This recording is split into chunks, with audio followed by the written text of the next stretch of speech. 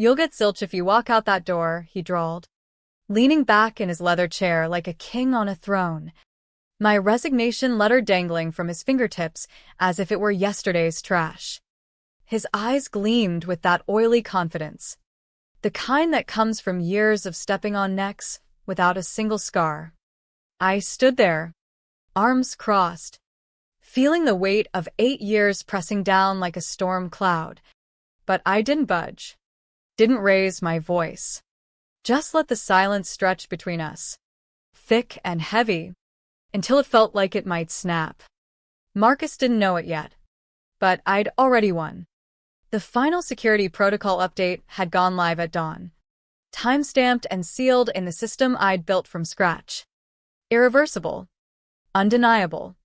As I turned on my heel and walked out, the fluorescent lights buzzing overhead like a swarm of angry bees, I could feel the fire igniting in my chest, not rage, but something colder. Sharper. Resolve. It started innocently enough. Or at least that's how these things always seem in hindsight. I'd joined Vertex Dynamics right out of grad school, fresh-faced and eager, with a degree in cybersecurity that promised I'd be the guardian of digital fortresses. Vertex was a mid-tier tech firm in Seattle, handling government contracts for data encryption and compliance audits. Nothing flashy like the Silicon Valley giants, but steady, with enough red tape to keep a small army of lawyers employed. I was the one who made sure the gears turned without grinding to a halt. When a vulnerability scan flagged a potential breach, or when the DoD's quarterly review loomed like a guillotine, they called me Emily Carter, the quiet fixer. I didn't seek the spotlight. I thrived in the shadows, coding patches at 3 a.m., documenting every line like it was evidence in a trial. And for a while, it was good. Raises came, bonuses trickled in, and I built a life around it, a cozy apartment in Capitol Hill, weekend hikes in the Cascades, the kind of stability that lets you breathe easy. Then Marcus arrived. He was the archetype of corporate ambition. Ivy League MBA, perfectly tailored suits that screamed, "I belong here," and a laugh that echoed through the open-plan office like he owned the airwaves. He'd been poached from a competitor, slotted into the VP role overseeing my team. At first, it was all handshakes and team-building lunches. "Emily, your work on the encryption modules is solid," he'd say, flashing that megawatt smile. But I noticed the shifts early. He'd linger in meetings, jotting notes on my presentations, then repackage them in his emails to the C-suite with his name stamped at the top. Subtle at first, a flowchart I designed for audit trails showing up in his quarterly report, my annotations scrubbed clean. I let it slide, Kept my head down. but the tension built, slow and insidious, like pressure in a fault line. One Tuesday afternoon, he called me into his office. The view overlooked Puget Sound, all misty grays and distant ferries. But the atmosphere inside was anything but serene. "We're optimizing," he said, folding his hands like a preacher delivering bad news. "Roles might shift. Outsourcing some routine security tasks to cut costs." His eyes flicked to mine. Testing. I felt a chill snake down my spine. "Does that include my position?" I asked, voice steady. He chuckled, low and dismissive. "Not if you play ball. But if you bail, Well. you'd be walking away empty-handed." The threat hung there, unspoken but crystal clear. He thought he had me cornered, loyal, Indispensable? but ultimately replaceable. That night, I went home and pulled my original employment contract from the safe. I'd read it a dozen times over the years, but now I dissected it like a surgeon. There, buried in Appendix B, line 47, the good faith departure clause. Voluntary resignation post-milestone, with documented proof of completion. Triggered full severance, vested stock options, and a non-compete waiver. It wasn't charity. It was a safeguard for key talent during high-stakes projects. And our biggest one, the Q4 DoD compliance overhaul, was weeks away. Marcus had no idea how deeply I'd embedded the triggers in the system. Every update, every log, tied to my credentials. Immutable blockchain-stamped records that even the board couldn't fudge. The days blurred into a haze of code and caffeine. I worked methodically, layering in redundancies, ensuring the final push would be flawless. Marcus hovered, dropping hints about team players and future opportunities, but his words bounced off me like rain on glass. I smiled politely, nodded, and kept my cards close. Inside, the pressure mounted, a slow burn that made my pulse thrum with anticipation. What would it feel like to flip the script, to watch his empire of ego crumble under the weight of his own arrogance? I didn't fantasize about confrontation. I planned for precision. The milestone was the DoD's encryption renewal, a beast of a project involving terabytes of data, vulnerability sweeps, and federal certifications. One slip, and Vertex could lose millions in contracts. I was the linchpin, and I knew it. As the deadline crept closer, Marcus's mask slipped further. In a team huddle, he presented my risk assessment model as his innovative framework, winking at me across the room like we were in on some joke. The team clapped. I seethed silently. That evening, alone in the server room's hum, I finalized the protocols. The system was airtight, logs feeding into a tamper-proof dashboard. Timestamps synced to UTC. Everything auditable down to the millisecond. I breathed deep, feeling the damming of emotions. The quiet gathering of storm clouds. Marcus thought quiet meant weak. He was about to learn otherwise. The morning of the deployment dawned crisp and unforgiving. The kind of Seattle gray that seeps into your bones. I arrived at the office before the sun, my laptop under one arm, a thermos of black coffee in the other. The building was a ghost town, empty cubicles, flickering screensavers, the faint scent of yesterday's takeout lingering in the air. I settled into my station, fingers flying over the keys. At 5:47 a.m., I initiated the final sequence. Code compiled. Vulnerabilities patched. Compliance nodes syncing like a well-rehearsed orchestra. By 6:02, it was live. The dashboard lit up green across the board. No errors. No flags.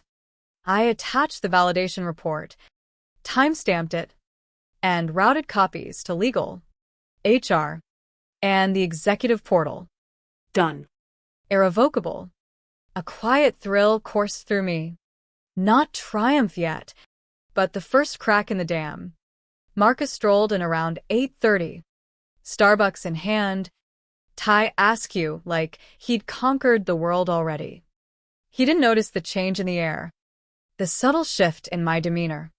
I printed my resignation. 2 pages. Crisp and formal, stapled the validation memo to it, and walked to his office. The door was ajar. He was on a call, laughing at some inside joke. I knocked lightly. He waved me in, still chuckling. "What's up, Emily?" I placed the papers on his desk. "I'm resigning. Effective immediately." His laughter died mid-breath. He scanned the letter, eyes narrowing. "You're kidding."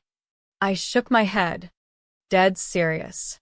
That's when the sneer crept in, that predatory curl of his lip. "You realize this means you get zilch? No payout. No stocks." Nada. He leaned forward, expecting me to crumble, to backpedal. I met his gaze, unflinching. "We'll see." And with that, I handed over my badge, turned, and left. The hallway felt endless, each step echoing like a heartbeat accelerating. No goodbyes. No scenes. Just the soft click of the elevator doors closing behind me. Outside. The rain had started, a light drizzle that matched the building pressure in my chest. I drove home in silence, replaying the moment. His face smug, certain, now etched in my mind like a warning label. But the real storm was brewing back at Vertex. By 9:15, Marcus's assistant would have seen the auto alert from HR.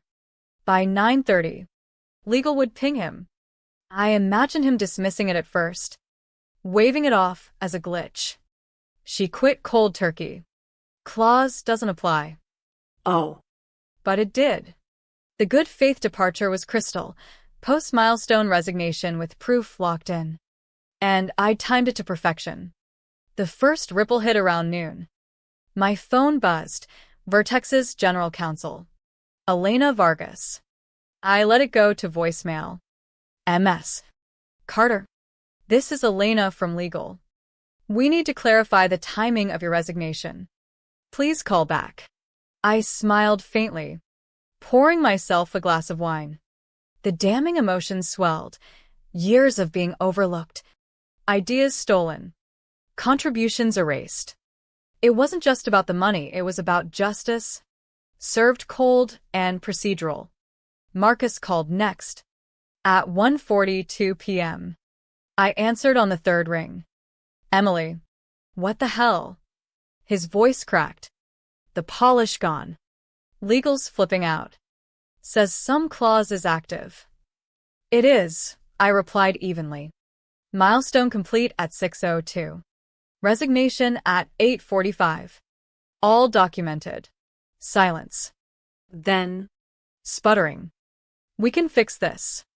Backdate or something. Make it pre-milestone. I almost laughed. Tamper with federal logs? That's a felony. Marcus. The line went quiet, his breathing ragged. He tried bargaining in formal terms. A quiet settlement. I cut him off. Follow the contract. That's all. Click. By afternoon, the floodgates creaked. Elena emailed. Confirmation of clause activation. Severance. $180,000. Vested options. Valued at $120,000.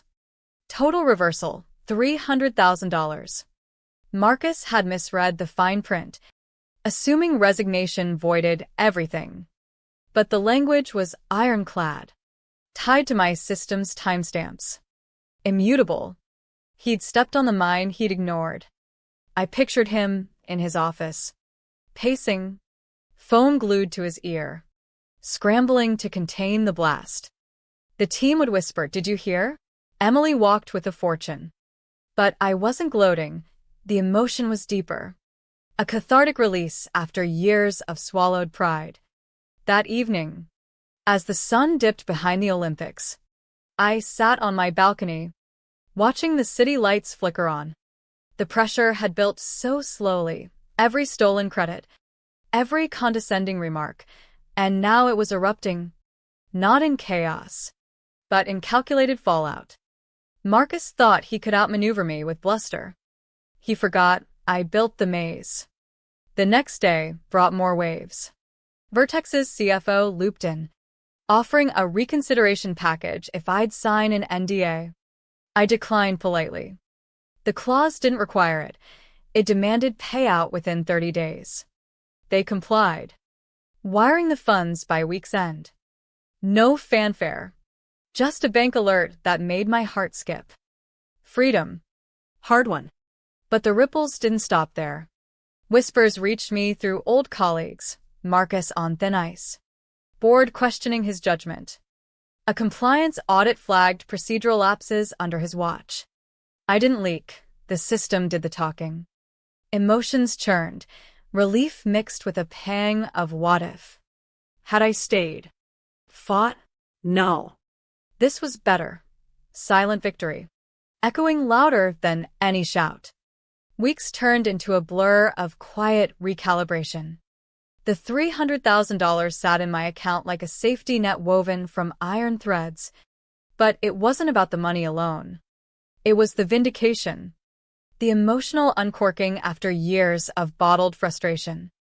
I'd wake up without the knot in my stomach. no longer dreading Marcus's shadow emails or quick chats that felt like interrogations.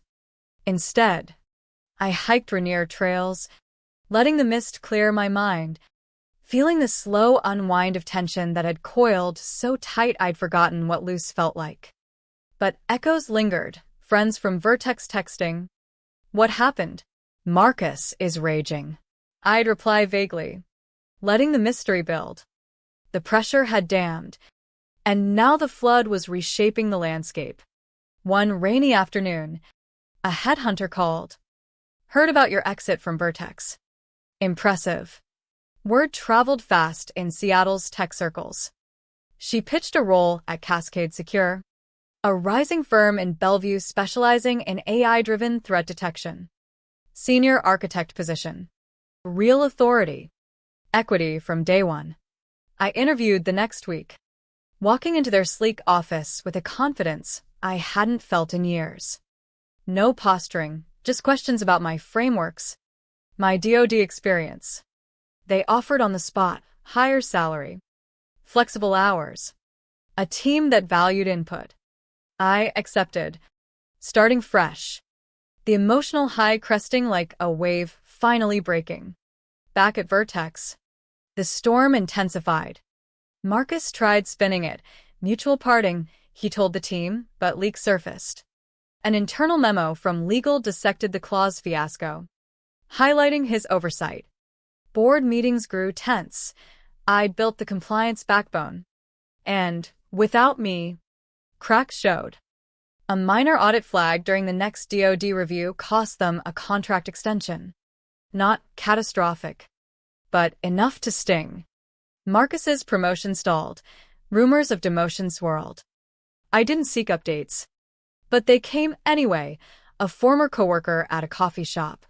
Spilling over lattes. He's paranoid now.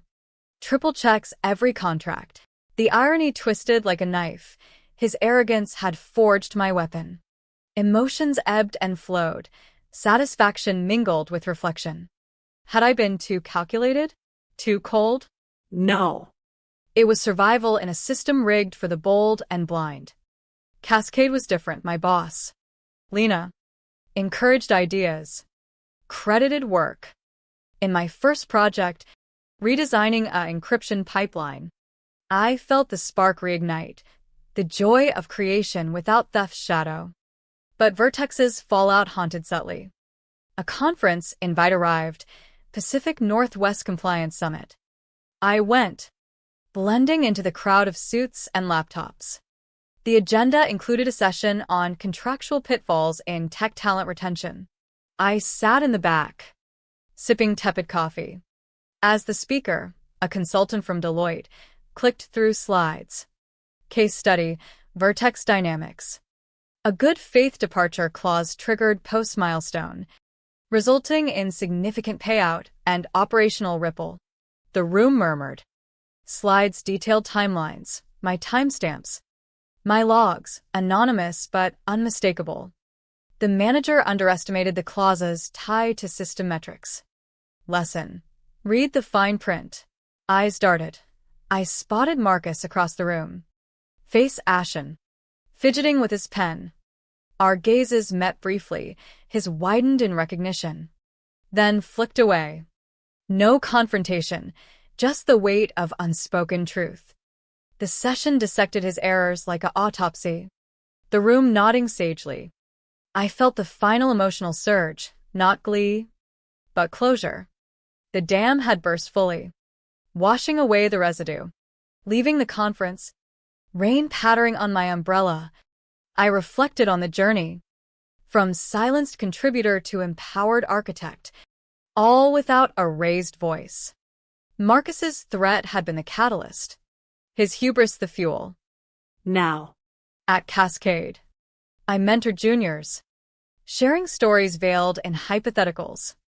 Always know your worth, I'd say, watching their eyes light up. The experience reshaped me stronger, wiser, with a quiet fire that no one could extinguish. Months later, the aftershocks still rippled through Vertex.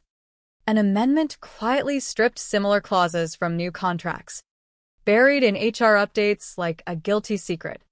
I caught it via a Google alert, a subtle admission of defeat. No fanfare, just procedural retreat. Marcus survived, but scarred, transferred to a lesser role. His star dimmed. Colleagues whispered he'd become cautious, almost meek, double-signing everything. The emotional irony hit hard.